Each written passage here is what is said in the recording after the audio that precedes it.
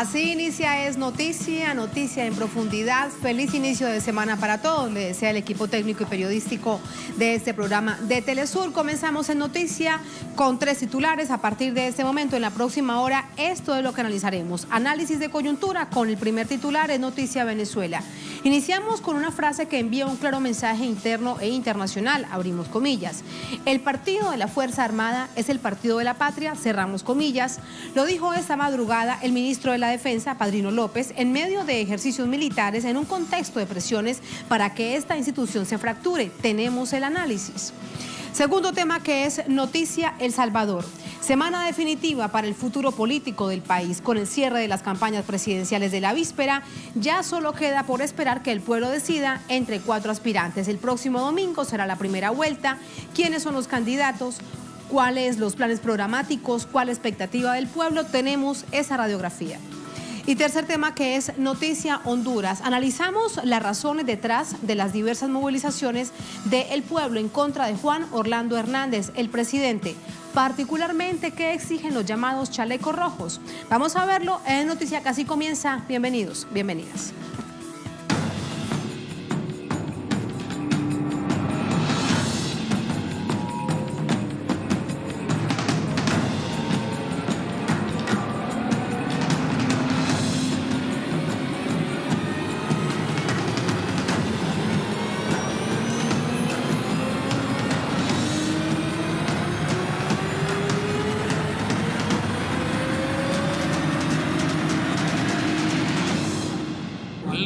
Siempre. ¡Nunca! ¡Vive! ¡Viva Venezuela! ¡Viva! En Noticia Venezuela, la Fuerza Armada Nacional Bolivariana ratifica con todos sus componentes el respaldo a la Constitución y al gobierno. El jefe de Estado, en su carácter de comandante en jefe, participó la víspera en el despliegue realizado en el marco de un conjunto de ejercicios militares en el estado Carabobo. Aquí tenemos los detalles. A pesar de los intentos de la extrema derecha por dividir la Fuerza Armada Nacional, la institución militar se mantiene firme y leal a sus principios y a la Constitución. La víspera, la Fuerza Armada Nacional Bolivariana se desplegó en un conjunto de ejercicios militares en el Fuerte Paramacay del estado Carabobo como un preámbulo a los ejercicios de mayor escala que se desarrollarán del 10 al 15 de febrero. Me siento soldado de este ejército, me siento soldado de nuestra patria.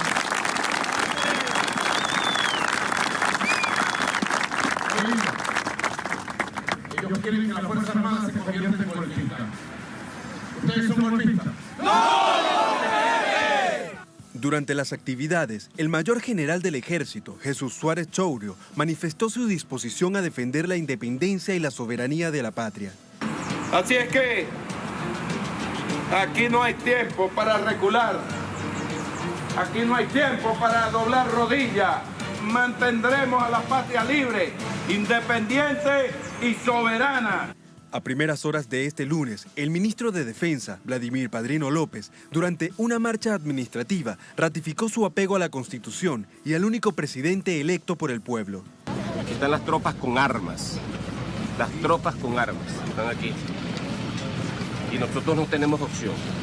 La opción nuestra es la Constitución y la patria. Esa es la opción. No tenemos 3 opciones, así como tampoco tenemos 3 presidentes ni 2 presidentes, tenemos un solo presidente. Es el presidente constitucional que resultó electo por la gran mayoría de los venezolanos. Padrino López denunció que Venezuela es el objeto del mismo formato que se le aplicó a Libia para derrocar al gobierno de Muammar Gaddafi. Señaló que la llamada Ley de Amnistía, que promueve el Parlamento en desacato para militares y funcionarios, es un instrumento de manipulación. Una estrategia de la extrema derecha que ha resultado fallida. En diversos puestos militares y policiales del país, el proyecto ha sido incinerado. También quiero que sepa que la Fuerza Armada Nacional Revolucionaria está con nuestro comandante en jefe, Nicolás Maduro Moro, y con la Constitución y las leyes. O sea, estamos leales a nuestro comandante en jefe. Con la finalidad de rechazar la injerencia militar impulsada desde Washington, el pueblo larense salió a las calles. El acto contó con la presencia del presidente de la Asamblea Nacional Constituyente, Diosdado Cabello. Se lo dije tal cual. Seguro que él ahorita va a decir, eso es mentira. No me lo dijo ni lo volverá a hacer.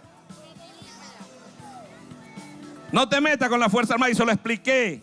Ustedes no conocen la Fuerza Armada, le dije. Aquí la Fuerza Armada que ustedes anhelan, la del sur, la de los gorilas, se acabó con Hugo Chávez. Hoy aquí hay una Fuerza Armada patriótica.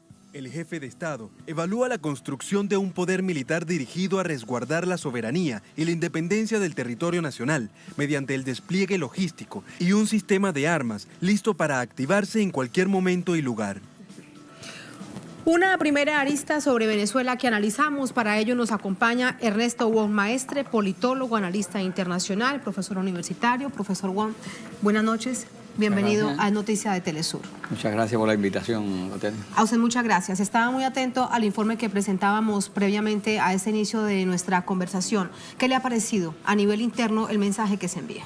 No, verdaderamente es una demostración de mucha unidad. No solamente los componentes de la Fuerza Armada, sino la unidad que hay entre el Ejército y los componentes de la Fuerza Armada con el pueblo.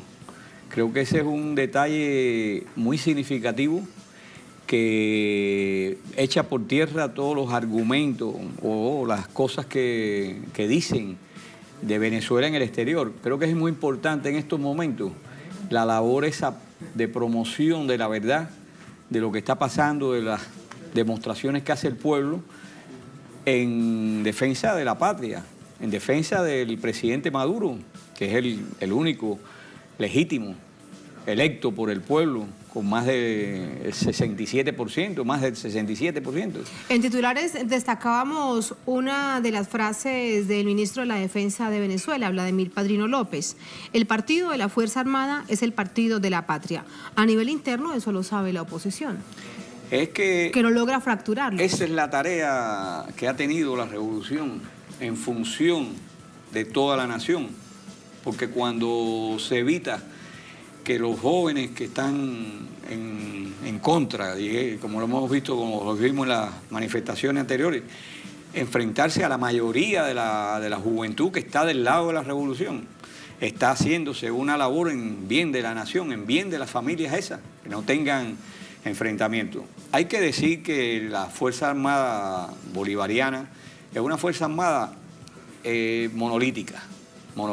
Los componentes actúan muy estrechamente, es una integración muy grande y disponen de todo un pensamiento estratégico, geopolítico con mucha claridad, una geoestrategia defensiva heredada del comandante Chávez con toda esa visión que tenía y que el presidente Maduro es heredero y fiel en eso, ¿no?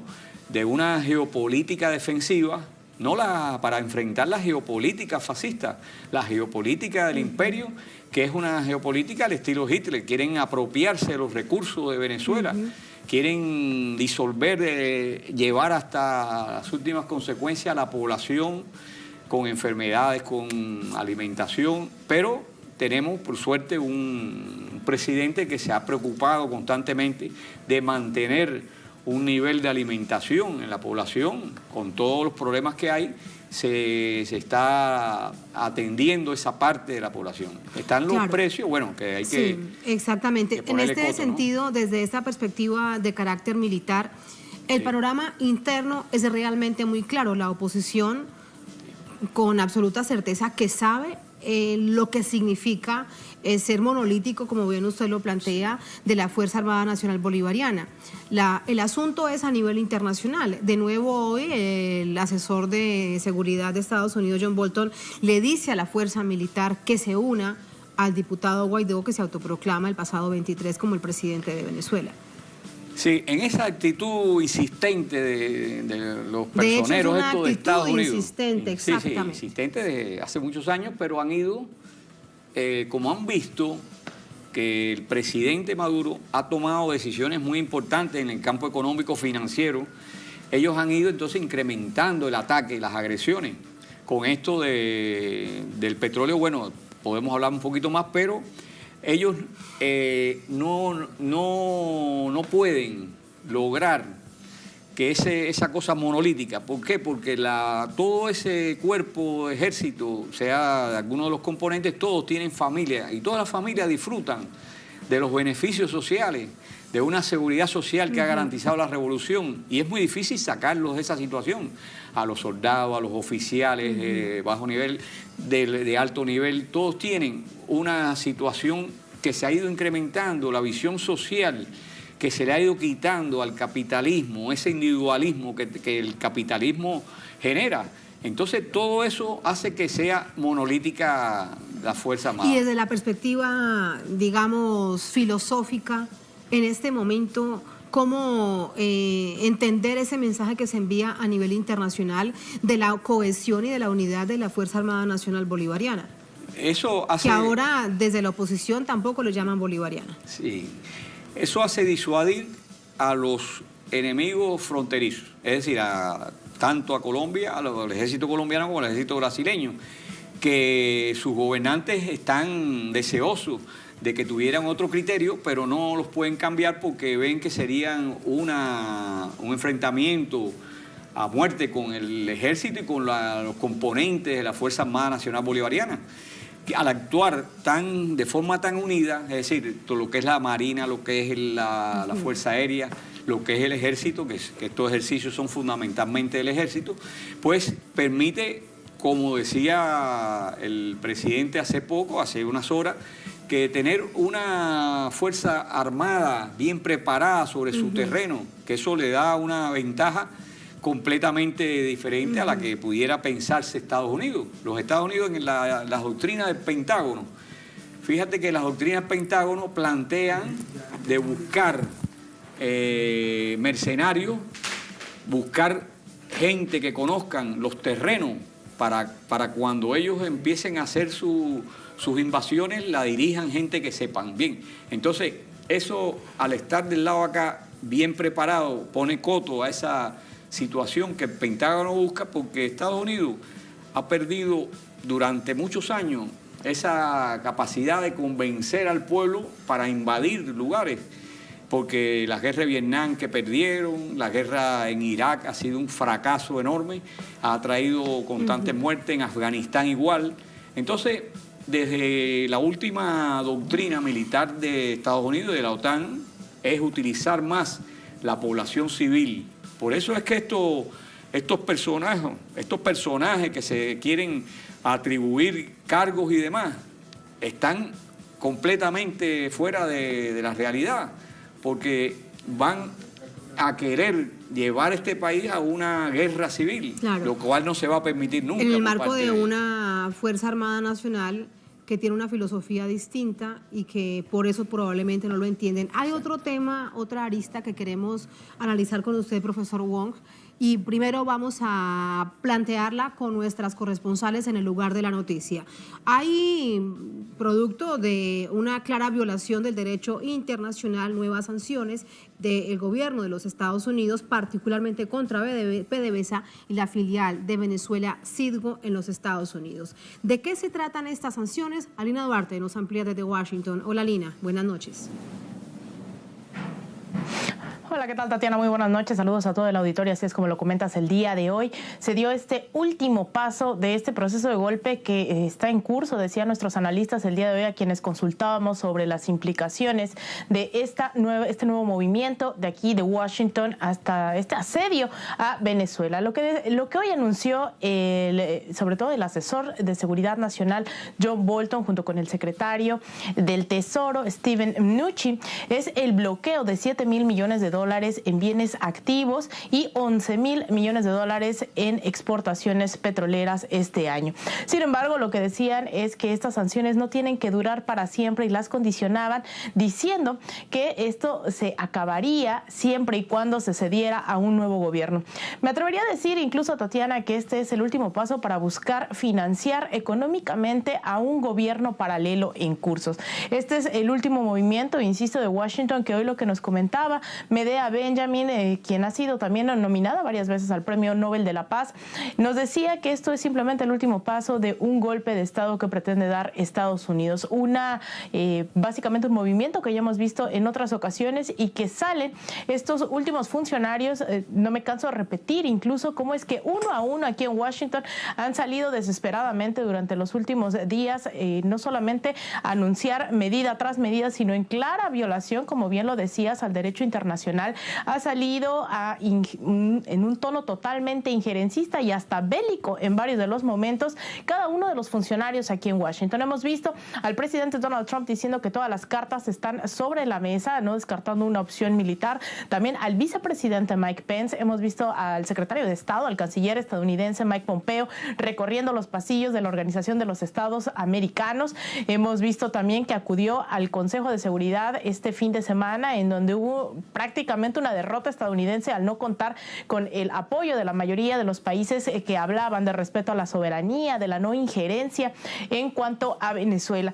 Hoy vemos al asesor de Seguridad Nacional John Bolton, quien es reconocido por ser un halcón de extrema derecha, y también al secretario del Tesoro Steve Mnuchin. Esto, insisto, solo es algo que viene pasando ya desde hace muchos meses, pero que ahora lo que buscan y lo que insisten muchas de estas veces es cómo pueden financiar a un gobierno paralelo, ya que dentro de Venezuela esto no se ha visto, no ha tenido mayor repercusión más allá de las declaraciones que ha tenido desde Washington, Estados Unidos. Tatiana. Gracias, Alina, por entregarnos esta información. Hay respuesta por parte del presidente de Venezuela, Nicolás Maduro. Madeleine García nos cuenta. Madeleine, buenas noches. Hola, muy buenas noches, Tatiana. El presidente de Venezuela, Nicolás Maduro, hace pocos minutos acaba de denunciar ante el mundo lo que está haciendo el gobierno de Estados Unidos, un golpe de Estado que se consuma además en vivo y directo ante los ojos del mundo. Así lo ha dicho el presidente Nicolás Maduro y ha ordenado al presidente de PDVSA que precisamente ejerza todas las acciones legales para poder defender los activos. Es el interés importante que el presidente ha manifestado, que va a ir a todas las partes del mundo, a cualquier rincón, precisamente para defender a PDVSA. Recordemos que PDVSA es la industria principal de Venezuela, es el sostén de este país económicamente hablando, es un país monoproductor. Además, la economía depende del petróleo y Venezuela exporta hacia Estados Unidos el 70%. Habrá que ver cómo queda esta situación, pero son aproximadamente 7.000 millones de dólares en activos, 11.000 millones de dólares en ingresos, y todo esto fue precisamente confiscado por el Banco del Tesoro. ¿Cuál es el siguiente paso? Bueno, ya lo acabamos de decir, el presidente de PDVSA irá a todas las instancias para poder defender la industria de todos los venezolanos, y dijo el presidente Nicolás Maduro, esto es culpa del autoproclamado Juan Guaidó.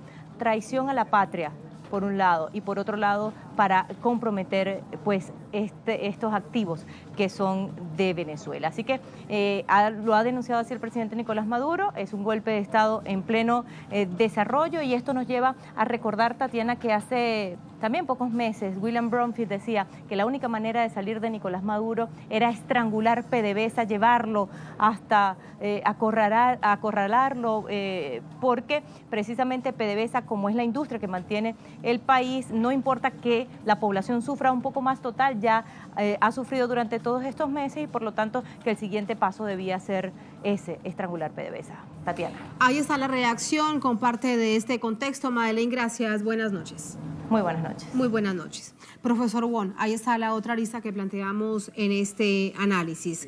¿Se mantiene este nivel de persecución y de ataque contra los activos de Venezuela, no solamente a nivel interno, producto, digamos, del hecho en sí mismo de la guerra económica, sino a nivel internacional? Sí, Tatiana, desde el primer momento que Estados Unidos, que el gobierno de Trump desconoce al presidente constitucional de Venezuela, cruzó la línea roja.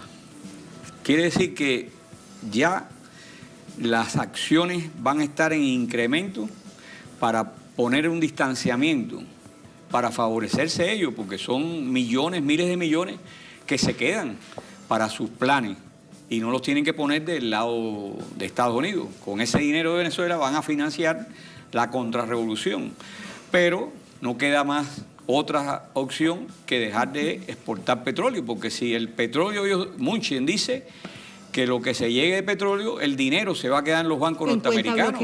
Pero se puede vender a otros países. Por eso no se puede enviar más petróleo. Eso fue una censura del propio Estados Unidos. Ellos mismos se han puesto la soga al cuello. Si están dispuestos a eso, bueno, Venezuela no tiene otra opción que enviar ese petróleo a otras partes. En esto hay que elaborar, pensar muy bien todo lo que se debe hacer en este sentido, porque al caer Estados Unidos en una situación de guerra híbrida, de guerra no convencional, que la vienen llevando desde hace mucho tiempo, pero en esta fase más peligroso hay que tener aún. Cuidado con los buques, porque estos son chacales, son terroristas, estos gobernantes de Estados Unidos, todo esto que han hablado, desde Helio Auran que se metió ahora, tienen un historial de terrorismo, de sangre, de todo eso. Y entonces hay que trabajar con los aliados. Y eso se viene haciendo ya con convenios, con convenimientos, y se incrementarán. Se tienen que incrementar las cuestiones porque ese dinero es de Venezuela, el petróleo es de Venezuela y va a seguir siendo toda la vida de Venezuela, porque la revolución, cuando hay una revolución verdadera dispuesta a defender al pueblo y a la soberanía y a los principios del derecho internacional que los viola Estados Unidos constantemente, pues esa revolución sigue, perdura, porque la mayoría del pueblo lo comprende y siempre va a haber un apoyo. Y muchos de los opositores que votan en contra no están de acuerdo con las guerras, con la violencia, porque si fueran estar de acuerdo ya estuviéramos en otra situación. Pero está claro, cuando salen 3 grupitos y 3 muchachos, 3 locos a hacer terrorismo en una esquina, es porque no tienen respaldo. Y eso hay que tenerlo en cuenta para efectos de ahora tomar medidas radicales con todo esto. Aquí hay muchas empresas norteamericanas que se les da las posibilidades todas, pero si el gobierno de ellos cierra, pues se verá qué hacer. De ellos también se verán afectados porque hace mucho tiempo, hace poco, se firmaron convenios de exploración y explotación con empresas norteamericanas en la faja petrolífera del Orinoco. Maduro es muy generoso, ¿no? Sí, en todo caso, déjame también preguntarte por Citgo. Es la estatal, parte de la filial estatal de PDVSA en los Estados Unidos, que no solamente trabaja a través de la refinería, sino también de apoyo social, particularmente en Nueva York, con los sectores más vulnerables. De eso también hablaba el presidente Maduro esta noche. Intentar quedársela, evidentemente, es un robo. ¿Hay alguna acción en el marco del derecho internacional para protegerla? Mira, la denuncia tiene que ir a la Organización Mundial del Comercio, a todos los organismos internacionales que tengan que ver con eso, porque quienes están llevando a cabo una violación es Estados Unidos, el gobierno de Estados Unidos, una violación de la que siempre se acusa a la revolución, a Venezuela, de que quiere nacionalizar, que quiere confiscar, pero es ellos, Estados Unidos, el que está cometiendo esa arbitrariedad, porque es una arbitrariedad. Venezuela ha cumplido enviándole petróleo de acuerdo a la relación comercial. ¿Cómo ellos ahora van a apelar a robarse una cosa? Porque en realidad es un robo y hay que condenarlo en todos los organismos internacionales, porque afecta a la educación, afecta a la salud, afecta a todo en Venezuela. Y hay que ser en esto muy dinámico, como está haciendo el canciller, como está haciendo a partir de las instrucciones que le da el presidente. El gobierno está gobernando como debe ser. Muchísimas gracias, profesor Wong, por ese análisis. Un placer y muy buenas noches. Muchas gracias. Gracias a ustedes. Regreso con ustedes a la mesa para compartir más información a propósito de esa declaración de esta noche del presidente Nicolás Maduro. ¿En qué contexto se daba? Aquí lo dice: Venezuela defenderá riquezas de Citgo ante tribunales de Estados Unidos y del mundo. El presidente Maduro denunciaba que Estados Unidos decidió transitar el camino ilegal de robarle la empresa Citgo a Venezuela. Anunció que el país defenderá sus riquezas ante tribunales internacionales. Esto lo dijo durante el recibimiento del personal diplomático retornado desde los Estados Unidos. Allí Maduro destacó la solidaridad que ha recibido del pueblo estadounidense contra el intervencionismo. Allí tenemos la información en www.telesurtv.net. Así nos vamos a la primera pausa en esta emisión de Es Noticia. Al volver, en Noticia El Salvador, semana definitiva para el futuro político del país centroamericano. Con el cierre de las campañas presidenciales de la víspera, ya solo queda por esperar que el pueblo decida entre 4 aspirantes. El próximo domingo será la primera vuelta, en caso tal de que no se obtenga la mayoría de uno de los candidatos. ¿Quiénes son estos aspirantes? ¿Cuáles sus planes programáticos? ¿Cuál la expectativa del pueblo? Vamos a presentarles esta radiografía al volver en Es Noticia.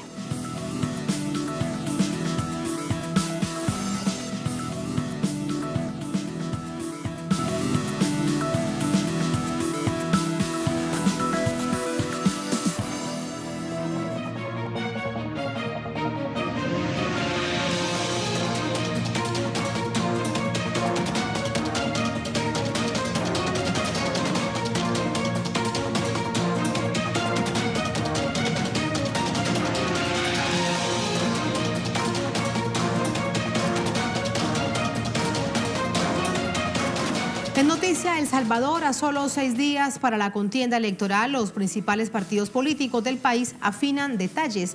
Arena y el FMLN luchan por la silla presidencial, mientras que el exalcalde capitalino Nayib Bukele del partido Gana llega como el favorito según las encuestas, amenaza con acabar con esta hegemonía. El próximo gobierno de la nación centroamericana deberá enfrentar un complejo panorama de carácter social. Aquí tenemos los detalles. Los 4 candidatos a la presidencia de El Salvador cerraron sus campañas este fin de semana con mítines en la capital en busca del voto de cara al próximo domingo 3 de febrero. Tienen hasta la medianoche del miércoles para difundir propaganda electoral. El candidato por el Frente Farabundo Martí para la Liberación Nacional, Hugo Martínez, es conocido por sus inicios en la política desde la insurgencia, como dirigente de la Juventud y secretario de Comunicaciones del FMLN. Su más reciente cargo público fue el de ministro de Relaciones Exteriores. Junto con su fórmula vicepresidencial, Karina Sosa, Martínez promete continuar las políticas sociales emprendidas por el actual gobierno y combatir a los corruptos. Entre tanto, el empresario Carlos Callejas, que representa la coalición de 4 partidos conservadores que encabeza la derechista Alianza Republicana Nacionalista, es el único candidato que no ha sido funcionario público. Acompañado por su fórmula, Carmen Aida Lazo, el plan de Calleja habla de tomar medidas para quitar barreras que impiden que las empresas o emprendedores generen empleo. Por el partido Vamos, encabeza la carrera presidencial el empresario Josué Alvarado, sobre quien pesa una demanda aprobada por la Sala de lo Constitucional por tratarse de un dirigente religioso. Dice que centrará su gobierno en sacar a los políticos mentirosos y corruptos y ser un gobierno ciudadano. El popular exalcalde de San Salvador, Nayib Bukele, es el abanderado de la Gran Alianza por la Unidad Nacional, Gana. Propone la creación de una comisión internacional contra la impunidad con base en la experiencia guatemalteca y plantea facilitar el acceso a préstamos bancarios. Bukele llega como el gran favorito. Un sondeo reciente de la Universidad Tecnológica de El Salvador da al candidato de Gana una cómoda ventaja del 40,4% de las preferencias, seguido por Calleja con 23%, Martínez con 8,1% y Alvarado con el 0,82% de la intención de voto. En medio de este panorama electoral, los mayores desafíos para el próximo gobierno en el ámbito social son la inseguridad y la pobreza. En 2018, El Salvador registró 3.340 homicidios, con una tasa de 51 muertes por cada 100.000 habitantes, que lo mantiene como uno de los países sin guerra más violentos del mundo. Aunque la pobreza disminuyó 4 puntos porcentuales respecto al 2015, en 2017 se ubicó en 37,8%. Situaciones como estas han sido detonantes de la caravana de migrantes centroamericanos. Ahí están los hechos, el contexto, cuál es la situación a esta semana ya definitiva, cuando la encuesta real será el próximo domingo y serán los más de 5 millones de salvadoreños que tomen la decisión de quién será el próximo presidente del país. Ernesto Ábalos nos amplía desde San Salvador. Hola Ernesto, muy buenas noches. ¿Qué harán esta semana? Estamos iniciando los candidatos. Vimos ya durante este fin de semana amplísimos cierres de campaña. El uno, por ejemplo, el sábado del FMLN, la víspera del partido Arena. En ese contexto, ¿qué pueden hacer? ¿Qué no pueden hacer? ¿Cómo se mueve el asunto político estos días? ¿Qué tal? Buenas noches, Tatiana. Saludos para ti y para nuestra audiencia. Efectivamente, tuvimos un fin de semana con cierres de campaña de todos los candidatos a la presidencia. Aunque no está cerrada oficialmente la campaña política, los candidatos aprovecharon el fin de semana porque pueden recibir en sus cierres la mayor cantidad de personas. El FMLN hablaba de que lograron reunir un poco más de 120,000 personas en al menos 22 cuadras de la Alameda Juan Pablo II.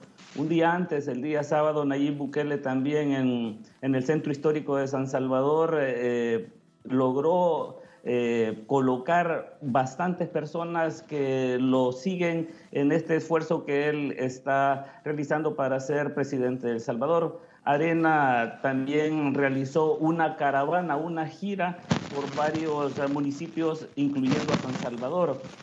Decía que la campaña no se cierra hasta 3 días antes de las elecciones, el 30 de enero, pero hay actividades. El FMLN todavía continúa recibiendo solidaridad de varios sectores de la población. Incluso este día tuvo apoyo de salvadoreños en los Estados Unidos, y los otros partidos evidentemente aprovecharán estos últimos días para poder realizar otras actividades. Será hasta el miércoles que se permitirá por el Tribunal Supremo Electoral, y como lo dictamina el Código Electoral, que se permita este tipo de actividades. Por otro lado, quiero comunicarte que también la Policía Nacional Civil ha informado de que ya se están distribuyendo los paquetes electorales en los 13 departamentos del país.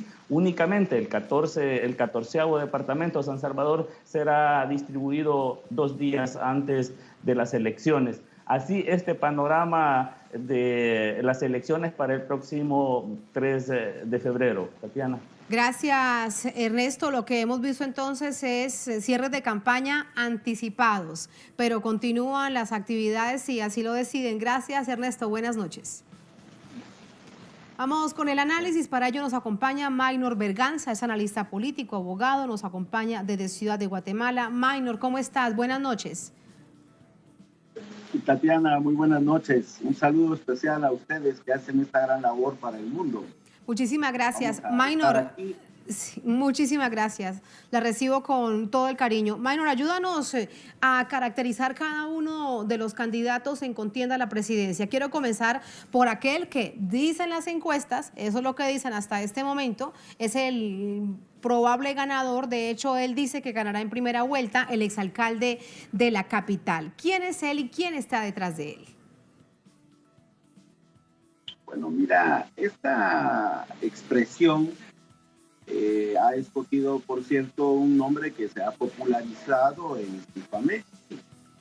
Sin embargo, esta expresión lo que representa es una falsa idea del progresismo de Nuevo Cuño, que pretende basar toda su propuesta en la lucha contra la corrupción, una fórmula que en el fondo es, digamos, promovida por los Estados Unidos de América, con estas influencias, siempre con estos grupos que son de nuevo ascenso en el control económico.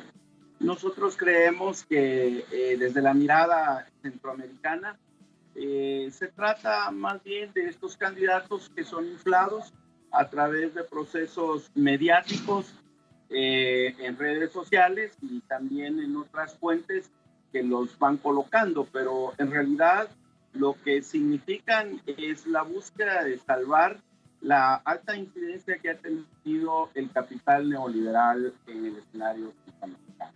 Eso puedo decir de quien se dice ganador. Sí, ahora, fíjate, según la misma información y su procedencia, dicen que tiene un poco del Partido Arena a través de personas que lo acompañan, de figuras representativas y también del FMLN. ¿Esto cómo lo ubica?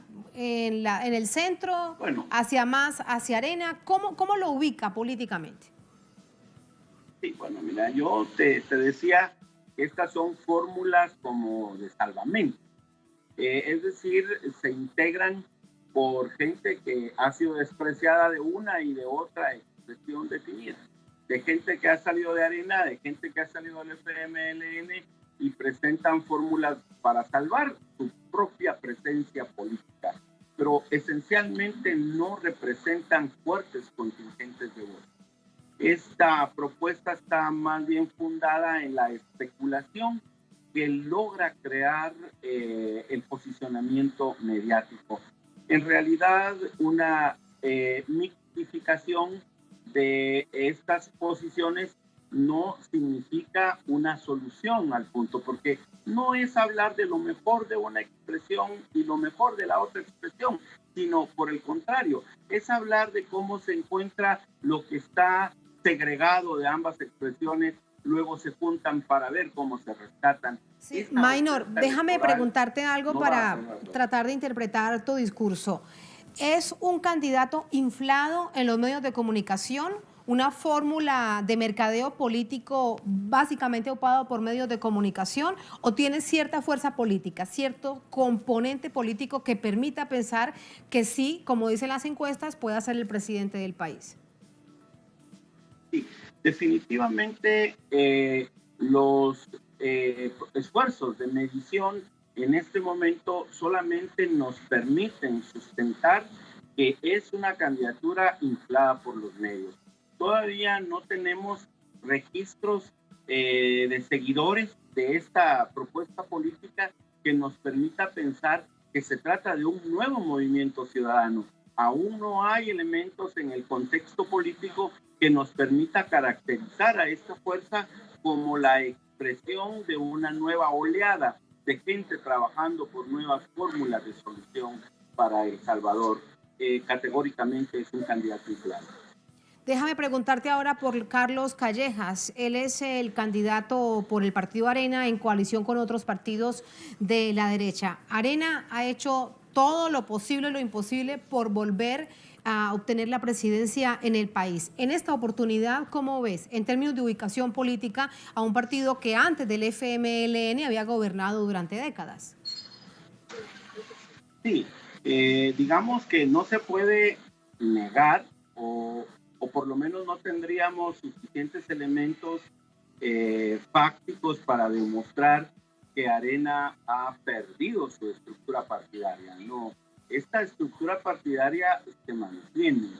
El tema es que de su elección primaria, la consideración nuestra es que sale algo golpeado, salen como contradiciéndose estas fuerzas de la oligarquía salvadoreña en ese esfuerzo de elección primaria, y pues la derrota de Simán y el acceso de Calleja en ese esfuerzo para ser el candidato de la derecha recalcitrante, puedo decir sin temor a equivocarme, es un resultado entonces que deja partido al partido Arena, que lo deja dividido, lo deja lastimado, no está cohesionado, y eso anuncia una derrota de Arena. Ahí está parte de esta complejidad del país. Ahora, el FMLN hace su campaña, está en el gobierno, hay acciones desde la perspectiva social sobre las que mantiene su plan programático. ¿Cuál es su desafío de aquí al próximo domingo? Bueno, mira, Martínez es una expresión importante, porque si algo produjo el esfuerzo revolucionario en El Salvador fue grandes contingentes de jóvenes que aspiraban a la construcción de una nueva sociedad. Martínez es parte de ese esfuerzo. Es un hombre muy conocido en toda esa estructura de la vieja juventud del FMLN, que ha podido ir ocupando posiciones, que tiene bastante registrado todo el proceso de desarrollo político del FMLN, y creo que tienen en sus manos la posibilidad de seguir ofreciendo ese Estado más robusto que el FMLN ha sido capaz de construir. En aquel Salvador revolucionario teníamos un Estado salvadoreño pequeño, ahora tenemos un Estado salvadoreño que cubre más el posicionamiento de solución a la problemática social.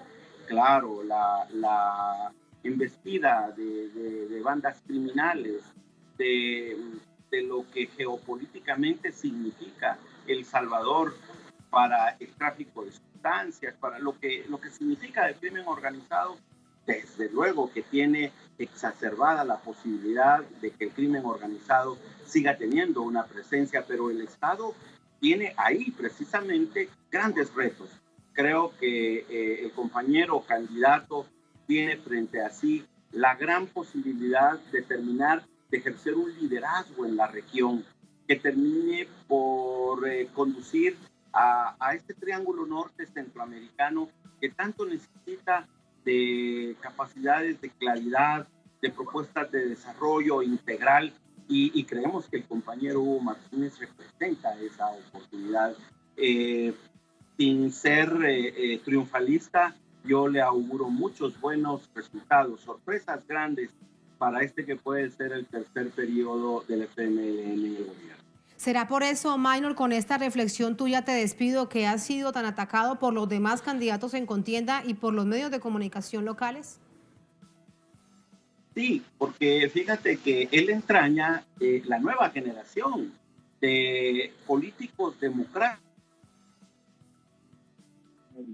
Y no debes olvidar que no solo es la gente de El Salvador, es toda la derecha, la oligarquía regional que tiene tentáculos que se extienden hasta El Salvador, desde Honduras, desde Guatemala, incluso no tengo temor a equivocarme para decirte que desde Costa Rica.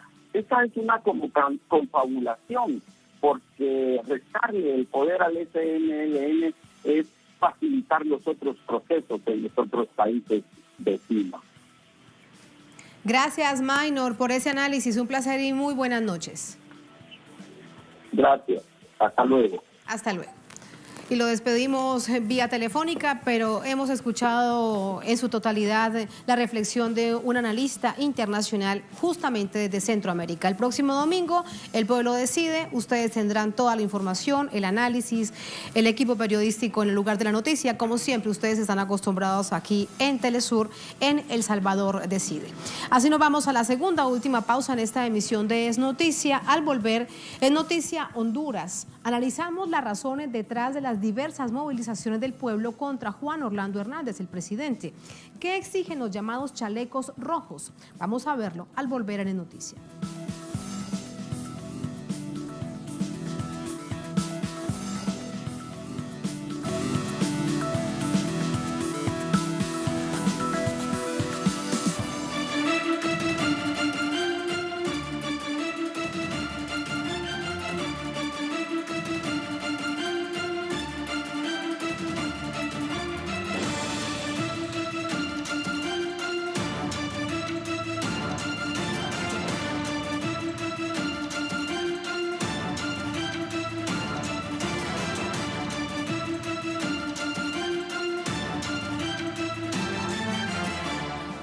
En Noticia Honduras, crecen las manifestaciones para exigir la renuncia del presidente Juan Orlando Hernández, quien termina su primer año de su segundo mandato.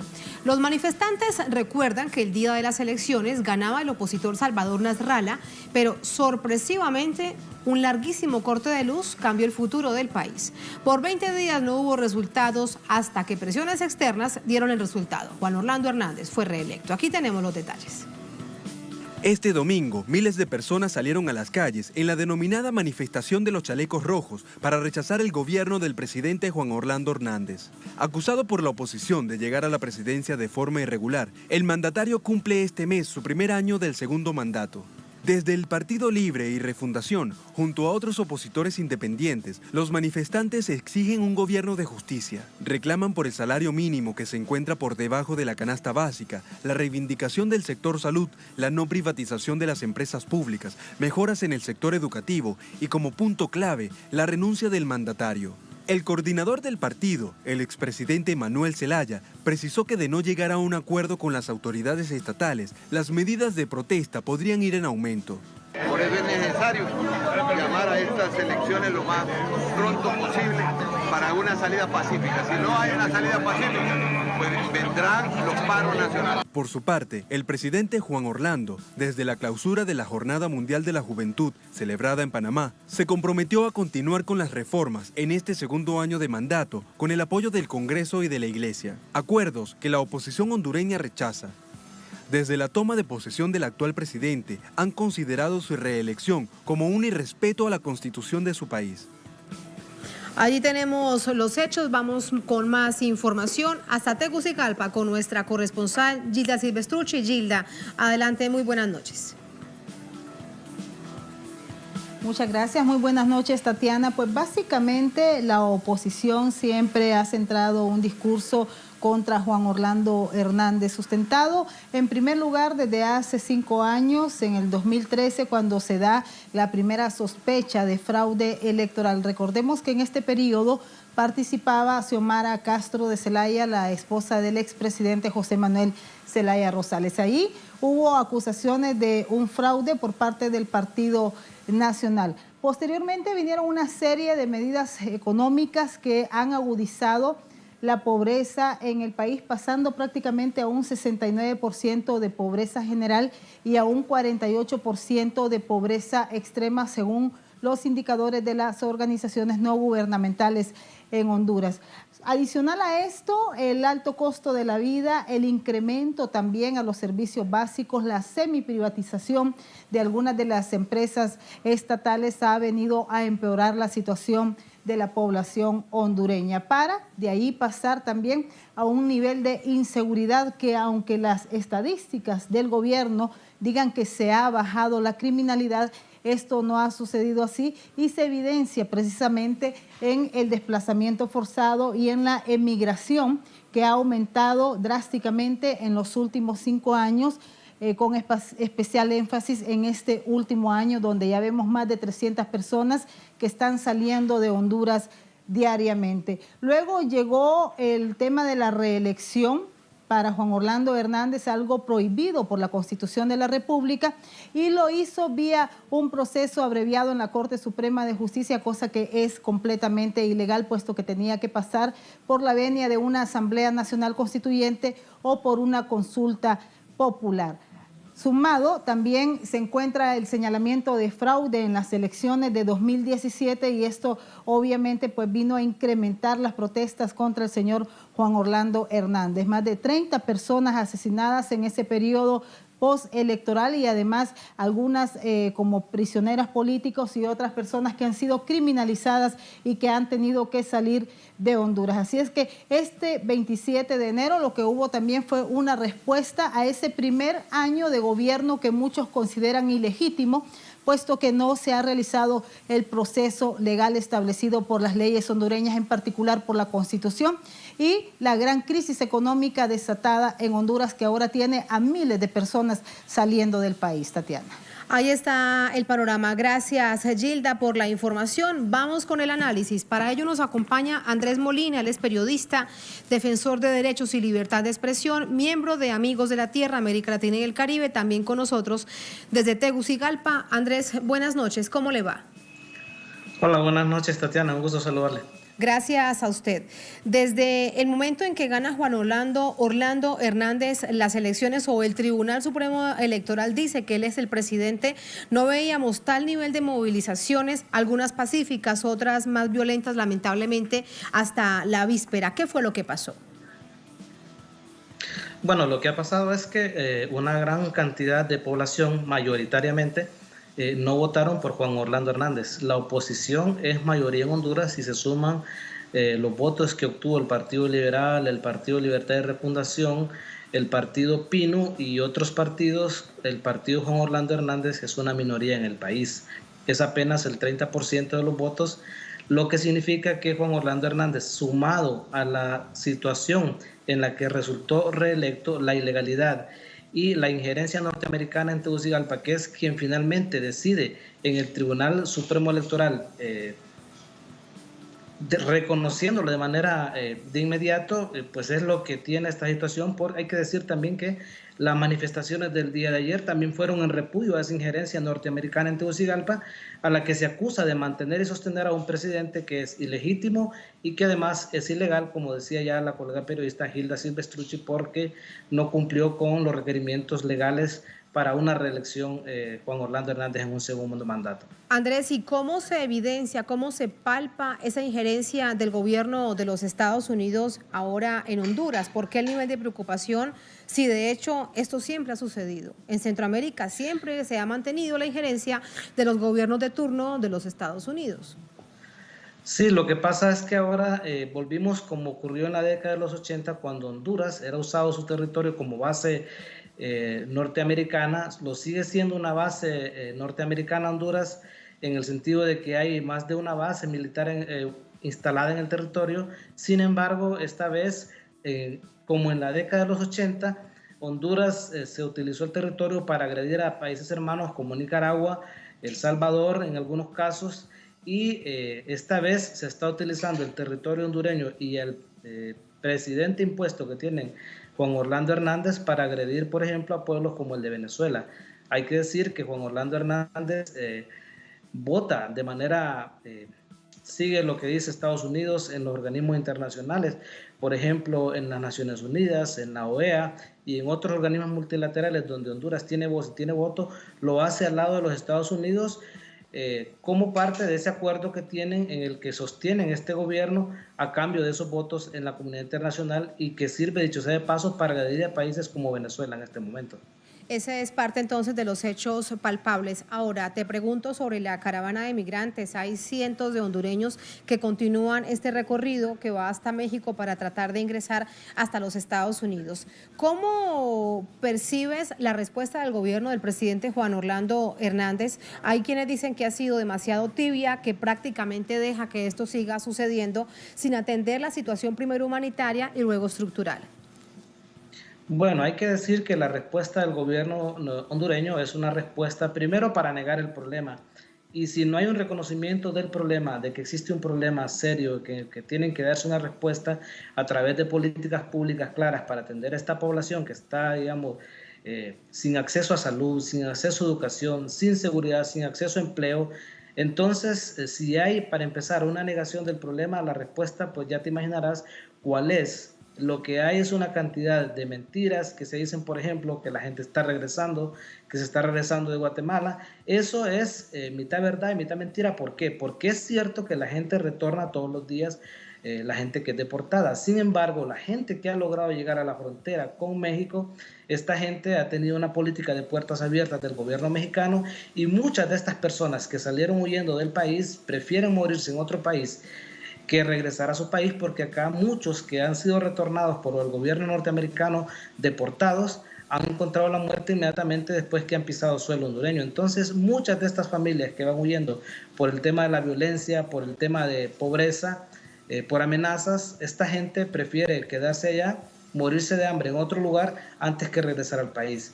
Entonces es una situación en la que el Estado no ha reconocido el problema, el Estado no ha dado una respuesta adecuada, y las personas siguen saliendo del país, aunque no en caravanas masivas como ha ocurrido en los últimos días. Gracias, Andrés, por ese análisis. Ahí están las razones detrás de estas movilizaciones, concentraciones en algunos casos de los últimos días. Muy buenas noches. Gracias, Andrés. Buenas noches, Tatiana, un gusto. Muy buenas noches. Gracias también a todos ustedes por habernos acompañado. Así ponemos punto final a esta emisión de Noticia. Durante esta jornada, otro hecho fue noticia, se dio también aquí en nuestra América Latina. Con eso los dejamos. Hasta mañana.